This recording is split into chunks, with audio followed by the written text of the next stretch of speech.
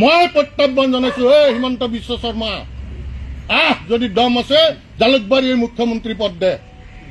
ৰাজনৈতিক হেৰি চলাইছে, গৰু চিণ্ডিকেটটো চলাইছেই, কয়লা চিণ্ডিকেট চলাইছে, চব বালিৰ চিণ্ডিকেটৰ পৰা পলিটিকেল চিণ্ডিকেট চলাইছে এজিবিৰ কেইটামান ভণ্ড জাতীয়তাবাদীক লগত লৈ। এটা ভণ্ড জাতীয়তাবাদীক লগত লৈ আজি তেওঁলোকে চলাইছে। মোৰ দুখ লাগিছে, আজি মোৰ মনত পৰিছে 1999 চন, একদম সফল ডেকা ল'ৰা। আজি এই নৰেন্দ্ৰ মোদী ডাঙৰীয়াক যেতিয়া আমাৰ অফিচৰ পৰা এখন পুৰণা চমু গাড়ী দিছিল শ্বিলং যাব লাগে, আৰু তেতিয়া তেওঁ কৈছিল এই গাড়ীখন ইমান বেয়া, মোৰো অলপ গাটো বেয়া হৈ আছে। তেতিয়া মই মোৰ নতুন এখন মাৰুতি এষ্টিম আছিল, মাৰুতি এষ্টিমত তেওঁক লৈ গৈছিলো। গোটেই ৰাতি তেওঁৰ লগত আছো, পিছদিনা তেওঁৰ লগত আহিছো। আজি সেই কাৰ্যকৰ্তা এজনক আজি এই কংগ্ৰেছীৰ কাৰণে আজি তেওঁ গমেই নাপায় যে তেওঁ এনেকুৱা এজন নিষ্ঠাৱান কাৰ্যকৰ্তাৰ নাম কাটি যোৱা কালিলৈ কংগ্ৰেছ কৰি থকা